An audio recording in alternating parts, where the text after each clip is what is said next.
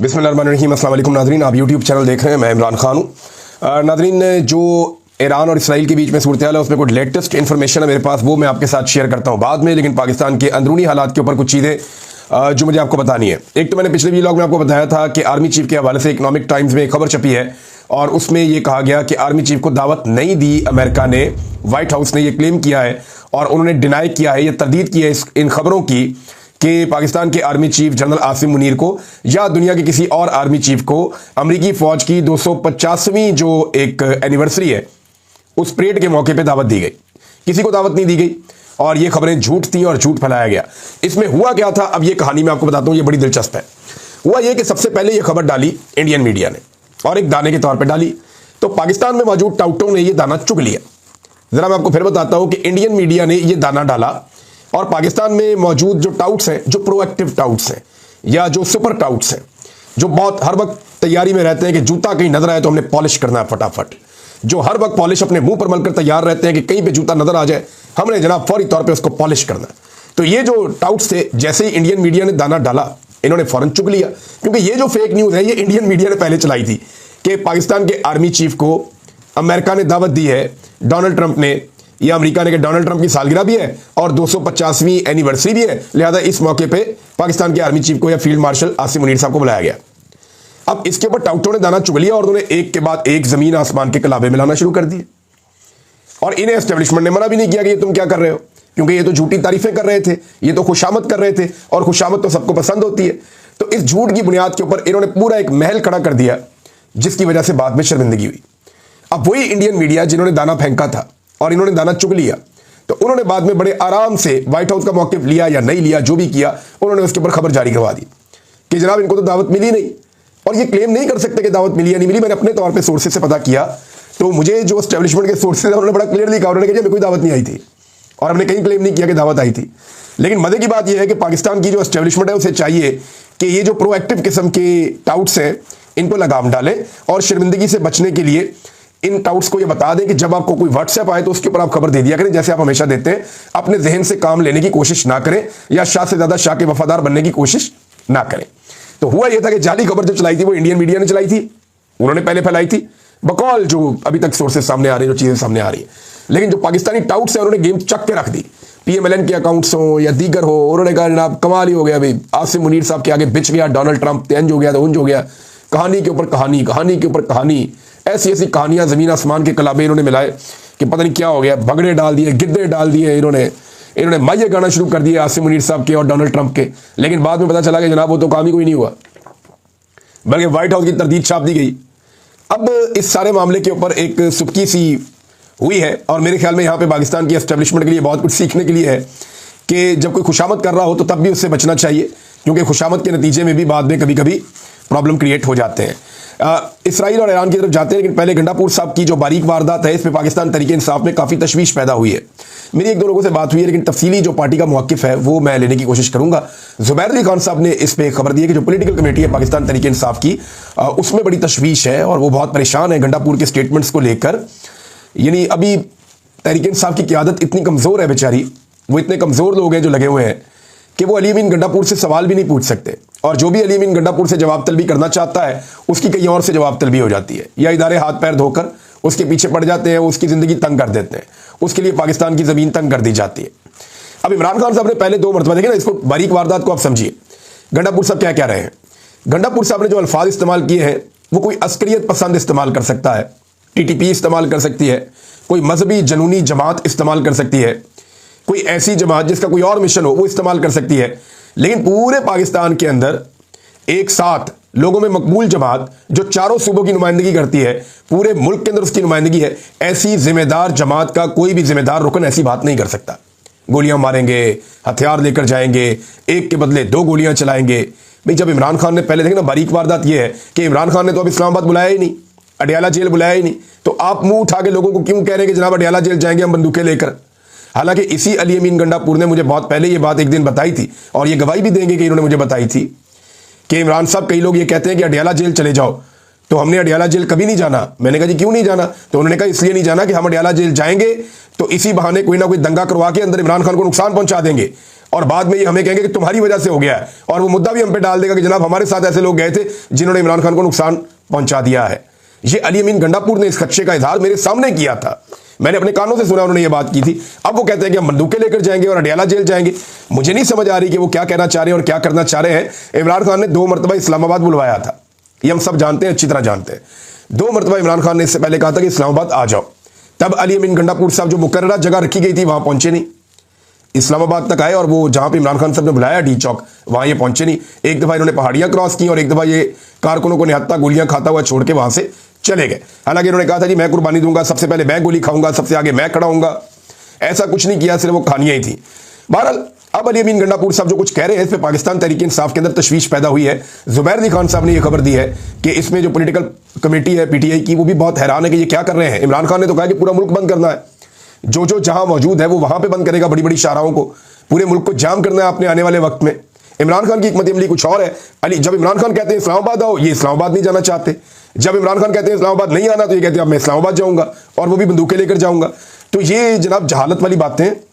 ये एक political party ऐसी जो जमहूरी पॉलिटिकल पार्टी हो, वो ऐसी हरकतें, ऐसे स्टेटमेंट नहीं दे सकती। कल को ये स्टेटमेंट इनके खिलाफ इस्तेमाल किए जाएंगे। आप इमरान खान साहब की पूरी सियासत निकाल कर देख लें, उन्होंने बड़े बड़े सख्त बयान दिए हैं, उन्होंने अपने सियासी मुखालिफिन को बहुत रगड़ा दिया है, लेकिन उन्होंने कभी बंदूक की, गोली की, बम की, बारूद की, इन चीज़ों की बात नहीं की। उन्होंने हमेशा डायलॉग की बात की है, रूल ऑफ लॉ की बात की है, इंसाफ की बात की है। उनकी पार्टी का नाम ही तहरीक इंसाफ है, और ये बंदूक की नोक के ऊपर तो आएगा नहीं। यहां तो मुल्क किसी कायदे और कानून के मुताबिक चलेगा। तो ये और एक पॉलिटिकल पार्टी है, वो अस्करी जमात तो है नहीं, इस किस्म का स्टेटमेंट दे दें। अब नाज़रीन आप आ जाए ईरान और इसराइल के मामले पे। तो पहले मैं कुछ हकायक पिछले वीलॉग में आपके सामने रखना चाहता था, अब आपके सामने रखता हूं। अगर आपके साथ कोई बहस करे भी तो आप उसके सामने ये चीजें रख दें, तो दूध का दूध और पानी का पानी हो जाएगा। हकायक ये है कि ईरान और इसराइल में से गलत कौन है, या इनमें से ज्यादा गैर जिम्मेदार कौन है। तो मैं चंद चीजें आपके सामने रखूंगा और वो एज इट इज है, आप उनको जाके कहीं से भी चेक कर सकते हैं। नंबर 1, एटमी हथियार दोनों में से किसके पास है? ईरान के पास 0, कोई भी एटमी हथियार अभी तक नहीं है। इसराइल के पास दर्जनों एटमी हथियार हैं, जिनकी कम से कम तादाद 70 से जायद बताई जाती है। तो इसराइल के पास एटमी हथियार है, ईरान के पास एटमी हथियार नहीं है। नंबर 2, IAEA से ताउन, ये एक इंटरनेशनल बॉडी है जो एटमी मवाद के हवाले से इनका पूरा एक मैकेनिज्म है। इसके साथ आज तक इसराइल ने कभी ताउन नहीं किया। ईरान इसके साथ ताउन करता रहा है। दूसरी चीज बता दी आपको मैंने। नंबर 3, हमसायों के साथ जंग। ईरान की जो वाहिद जंग हुई है वो इराक के साथ हुई है, और वो इराक के हमले के नतीजे में हुई है। जब ईरान के अंदर इनकलाब आया तो उसके बाद क्योंकि अमेरिका नाराज था, तो मगरबी ममालिक की शय के ऊपर इराक ने ईरान पे हमला कर दिया। ये एक कहानी है बस, इसके अलावा कुछ भी नहीं। जबकि इसराइल की अपने हमसाये में तमाम मुल्कों से कहीं ना कोई लड़ाई रहती है। दुनिया में बहुत सारे मुल्क उसको तस्लीम भी नहीं करते। तो इसराइल अपने हमसायों के ऊपर अटैक करता है, एटमी कुव्वत भी है, और एटमी इदारों के साथ किसी किस्म का ताउन भी नहीं करता। तो ये फर्क आपके सामने है। फिर एक और चीज है, ये एक NPT है, एक मुआहदा है, नॉन प्रोलिफरेशन ट्रीटी। अच्छा, इसमें जनाब इसराइल ने इसके ऊपर साइन नहीं किए, जबकि ईरान ने इसके ऊपर साइन किए हैं। यानी ईरान ने यह गारंटी दी है कि वो एक हद से ज्यादा यूरेनियम की अफसुदगी नहीं करेगा। उन्होंने इसके ऊपर गारंटी दी है, और इस पे ईरान ने बार बार मौका भी दिया है कि आए और आकर इंस्पेक्शन कर लें, जबकि किसी किस्म की इंस्पेक्शन की इजाजत या इस ट्रीटी के ऊपर दस्तखत ही नहीं किए इसराइल ने। लेकिन फिर भी ईरान को सब बुरा कहते हैं और इसराइल को नहीं कहते। फिर एक इंटरनेशनल न्यूक्लियर एनर्जी एजेंसी है, इसको मुआयने की इजाजत दी जाती है जिन ममालिक के अंदर न्यूक्लियर अटैक करने का जो खतरा होता है या जो बना रहे होते हैं एसेट्स। तो इसमें जनाब इसको इजाजत इसराइल ने आज तक नहीं दी, जबकि ईरान ने इसको इजाजत दी है। अब आप अंदाजा करें कि इन दोनों में से रिस्पॉन्सिबल स्टेट कौन सी है। जो जिम्मेदार मुल्क है वो तो ईरान है, और वो साबित हो रहा है। जबकि हमेशा जिम्मेदारी से कौन भागता रहा है, वो इसराइल है, और ये भी साबित शुदा हकीकत है। ईरान ने इस तरह से खून नहीं बहाया इंसानों का, जैसे इसराइल ने गजा के अंदर खून बहाया मुसलमानों का, और बहुत बड़ी मिकदार में बहाया। बच्चों को वहां पे कत्ल किया गया, और ये बाकायदा उनकी स्टेटेड पॉलिसी है जो उन लोगों ने अपने मुंह से कह रखी है। वो ये कहते रहे कि जनाब बात ये है कि हम पॉलिसी के तहत इनकी नस्लकुशी करना चाहते हैं, या हम ये चाहते हैं कि इनके बच्चों को भी कत्ल किया जाए। और ऐसा दिखाई देता है, अस्पतालों पे, स्कूलों पे अटैक किए जाते हैं, कैंपों पे अटैक किए जाते हैं। हम रोजाना की बुनियाद पे छोटे छोटे बच्चों की लाशें देखते हैं गजा में जो शहीद हुए हैं। तो ये सारी चीजें जब आप देखते हैं और बार बार देखते हैं तो आपको समझ आती है कि ये इसराइल की एक पॉलिसी है कि यहां पे गजा का वजूद नहीं होना चाहिए।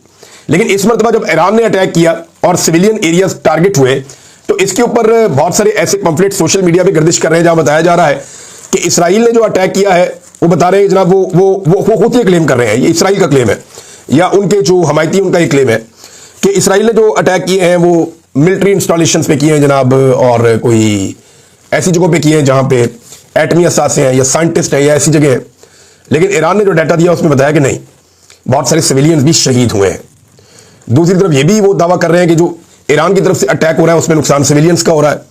अभी तो नुकसान इतना हुआ ही नहीं इसराइल में। जो अभी हमारे पास इत्तला उसके मुताबिक 100 के करीब सुपरसोनिक बैलिस्टिक मिसाइलों से ईरान ने जो फाइनल अटैक किया है वो कर दिया है और 200 से जायद इसराइली जख्मी हुए हैं।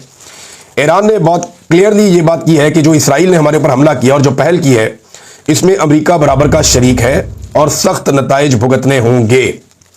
दूसरी जानिब इसराइल लगातार वो भी अटैक कर रहा है। ईरान के अंदर जो हमला होता है वो बड़ी खबर नहीं बनता। उसकी वजह यह है कि ईरान पे पहले भी हमले होते रहे, मुसलमान मुल्कों में पहले भी आग लगी रही है, तो ये बड़ी खबर मीडिया की जीनत बनती नहीं है। पाकिस्तान के अंदर दहशतगर्दी हो जाए वो बहुत बड़ी खबर बनती नहीं है, लेकिन जब इसराइल के अंदर इस तरह के मनाजिर आते हैं तो वो बहुत बड़ी खबर बनती है, क्योंकि हमने पिछले 50 साल में ऐसा होते हुए देखा ही नहीं। इसराइल को कभी ऐसे मार पड़ी नहीं जैसे अब पड़ रही है। लिहाजा ये बहुत बड़ी खबर बन जाती है आलमी सतह के ऊपर कि इसराइल के अंदर इमारतें मलबे का ढेर बन रही हैं, वहां पे मार कुटाई हो रही है, लोग भाग रहे हैं, सायरन बज रहे हैं। लेकिन हकीकत यही है कि दोनों तरफ से मिसाइल चल रहे हैं। ईरान के अंदर जाकर भी गिर रहे हैं और इसराइल के अंदर जाकर भी गिर रहे हैं। ईरान के अंदर जो नुकसान हुआ है इस पर इसराइल की जानिब से कुछ दावे सामने आ रहे हैं, जहां ईरान का कहना है कि उन्होंने बड़ी अहम इमारतों को निशाना बनाया, बड़े अहम अहदाफ हासिल किए इसराइल के अंदर और उनकी फौज को बहुत नाकाबिले तलाफी नुकसान पहुंचाया है, उनकी जो एनर्जी साइट्स हैं उनको तबाह किया है। तो दूसरी जानिब सेम टाइम में इसराइली ये कह रहे हैं कि हमने ईरान के तकरीबन 20 बड़े कमांडर जो हैं उन्हें शहीद कर दिया है।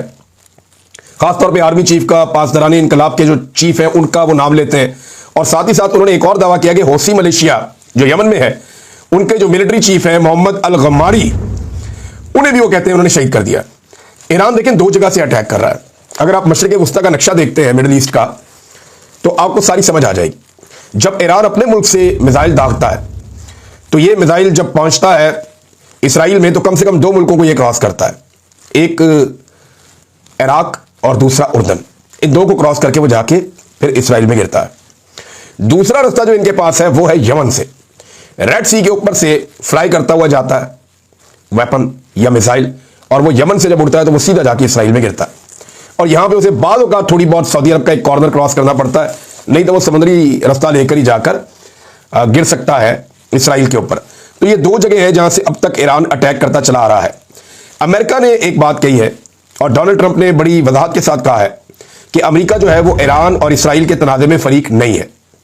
अच्छा, ये डोनाल्ड ट्रंप ने क्यों कहा? देखें, जब वो अपने आप को गैर जानिबदार कहेंगे तभी तो वो सारी दुनिया को इसराइल के हक में इकट्ठा कर पाएंगे, और अगर वो खुद जानिबदार हो जाएंगे तो फिर वो दुनिया को इसराइल के हक में इकट्ठा करना उनके लिए मुश्किल होगा। तो ईरान ये चाहता है कि वो नत्थी करे अमेरिका को इसराइल के साथ। जो ईरानी सुप्रीम लीडर है उनका जो स्टेटमेंट आता है या ईरानी गवर्नमेंट का जो स्टेटमेंट आता है या उनकी वजारत खारजा, वो बार बार यही कहते हैं कि जनाब इसके अंदर अमेरिका इन्वॉल्व है और इस हमले में अमेरिका ने साथ मिलकर किया है। ईरान के जो सुप्रीम लीडर है उनका जो स्टेटमेंट सामने आया एटमी प्रोग्राम के हवाले से, अब उसमें एक बहुत बड़ी तब्दीली आ चुकी है। यानी ईरान इससे पहले दुनिया के साथ ताउन करता चला आया है एटमी प्रोग्राम के हवाले से, लेकिन अब जो कुछ उसके साथ कर दिया है और जो उसके साथ इस वक्त हो रहा है इसराइल की जानिब से, तो ईरान को यह खतरा पैदा हो गया है कि इसराइल तो इनके ऊपर एटमी हमला भी कर सकता है और उसे तो पूरी दुनिया की शय है। लिहाजा हमारे पास भी डेटरेंस के लिए एटमी हथियार होना चाहिए। वो स्टेटमेंट मैं आपको पढ़ के सुना देता हूं, और वो ये कहते हैं कि एटमी प्रोग्राम के हवाले से हम अमेरिका वगैरह से ये कहना चाहते हैं कि ईरान यूरेनियम की अफजूदगी करे या ना करे, आप कौन होते हैं, ये काम आपका नहीं है। आपके पास जौहरी तनसीबात हैं, यानी आपके पास एटमी तनसीबात हैं, आपके पास एटम बम मौजूद है, दुनिया को नेस्तो नाबूद करने के असलहे आपके पास मौजूद हैं। आप कौन होते हैं अजीम ईरानी कौम को ये बताने वाले कि यूरेनियम की अफसूदगी करनी है या नहीं करनी, जौहरी तनसीबात ईरान रखे या ना रखे, ये बताने वाले आप कौन होते हैं। ईरानी कौम अपने फैसलों में खुद मुख्तार है। अब ये ईरान का मौक़िफ़ जो है वो एक कदम और आगे चला गया। पहले वो ये ईरान बहुत कॉपरेट कर रहा था दुनिया के साथ, वो इस लड़ाई से बचना चाहता था। ईरान ये चाहता था कि लड़ाई से अवॉइड किया जाए और मजीद पाबंदियों से बचा जाए, लेकिन अब जो कुछ ईरान के साथ कर दिया गया है तो आलमी सपोर्ट का एक हिस्सा ईरान को भी मिला है। खासतौर पर मुसलमान मुल्कों ने ईरान को सपोर्ट किया, तुर्की ने किया है, पाकिस्तान ने किया है, सऊदी अरब ने किया है। और सऊदी अरब ने किया तो इसका मतलब है कि जो अरब ममालिक हैं वो सऊदी अरब के पीछे खड़े होते हैं, वो उसे अपना लीडर समझते हैं। तो मोहम्मद बिन सलमान ने बात की तो समझे सबने बात की। तो यहां पे ईरान के लिए एक थोड़ा सा रिलीफ भी है, और रशिया और चाइना भी ईरान को सपोर्ट कर रहे हैं। तो ऐसे में वो ये कह रहे हैं कि हम क्यों ना अपना प्रोग्राम जारी रखें, हमने इतनी कॉपरेशन की, इसके बावजूद हमारे ऊपर हमला कर दिया गया। और वो साफ कहते हैं इस हमले में अमेरिका इन्वॉल्व है, जबकि अमेरिका कहता है हमारे से कोई लेना देना नहीं है। अब इसी मौके पर जर्मनी और फ्रांस और बर्तानिया ने, इन तीन बड़े यूरोपीय मुल्कों ने ईरान को फौरी तौर पर मुज़ाकरात की पेशकश की है। उन्होंने कहा जी हम तैयार हैं आपके साथ मुज़ाकरात करने के लिए, एटमी मसले पर आइए और बैठिए और हमारे साथ मुज़ाकरात करें। लेकिन मेरे ख्याल में अब बहुत सारा पानी पुलों के नीचे से गुजर गया है, सूरत हाल वैसे नहीं है।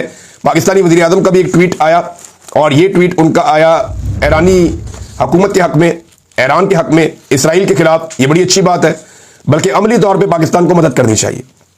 टेक्नोलॉजी के जरिए से, हथियारों के जरिए से ईरान की पाकिस्तान मदद कर सकता है, क्योंकि जब भी इंडिया पाकिस्तान पे अटैक करता है तो उस वक्त इसराइल इंडिया की मदद करता है, और यह पाकिस्तान कई दफा क्लेम कर चुका है।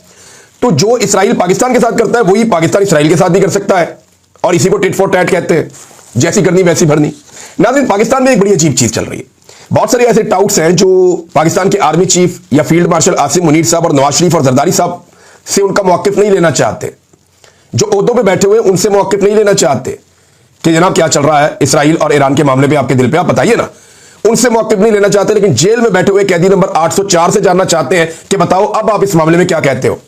भाई अगर आप जानना ही चाहते हैं तो उनका ट्विटर खुलवा दें, अगर आप जानना ही चाहते हैं तो उनसे किसी को मिलवा दें ना आप।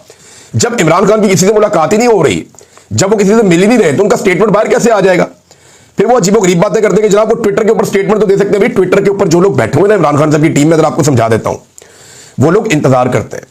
जब भी इमरान खान साहब की लोगों से मुलाकात होती है तो वो उन सब लोगों से बात करते हैं, उन सब लोगों से उनके स्टेटमेंट्स लेते हैं, फिर उसको वेरीफाई करते हैं, उसको रीचेक करते हैं, और इस तरह इमरान खान साहब का एक कंप्रीहेंसिव पूरा स्टेटमेंट बना के वो उनके ट्विटर पे डाल देते हैं। इस तरह इमरान खान साहब का स्टेटमेंट बाहर आता है। अगर आप इमरान खान से 15 दिन या 20 दिन मुलाकात बंद करवा देंगे ना, तो 15 दिन 20 दिन इमरान खान साहब का कोई स्टेटमेंट बाहर नहीं आएगा। ये माजी में हमने होता हुआ भी देखा है। इमरान खान का स्टेटमेंट सिर्फ तब बाहर आता है जब कोई जाता है और जाकर इमरान खान साहब को मिलता है। और अगर इनकी तसल्ली नहीं हो रही तो देख ले, इमरान खान से ज्यादा आज तक कभी किसी ने इसराइल को चैलेंज नहीं किया, पाकिस्तान के किसी हुक्मरान ने नहीं किया, और इतने खुलकर स्टेटमेंट किसी ने नहीं दिए जैसे इमरान खान साहब ने स्टेटमेंट दिए। और जो इस वक्त बाहर है हुक्मरान या लोग, जिनमें आप ये कह दें नवाज शरीफ है, जरदारी साहब है, आर्मी चीफ है, इनसे नहीं पूछते जनाब आपने स्टेटमेंट क्या दिया, या आप इसके बारे में क्या कह रहे हैं। फजल रहमान साहब से पूछ लें, बाकियों से पूछ लें आप। वो एक बंदा कहती है उससे मुलाकात ही नहीं हो रही, उसका स्टेटमेंट कैसे बाहर आएगा। या तो सुबह उसकी मुलाकात करवाएं और देखें उसका स्टेटमेंट कैसा बाहर आता। आप सबके मुंह लाल हो जाएंगे, ऐसा जवाब वो देगा। अब तक के लिए इतने, अपना ख्याल रखिएगा, अपने चैनल का भी। अल्लाह हाफिज़।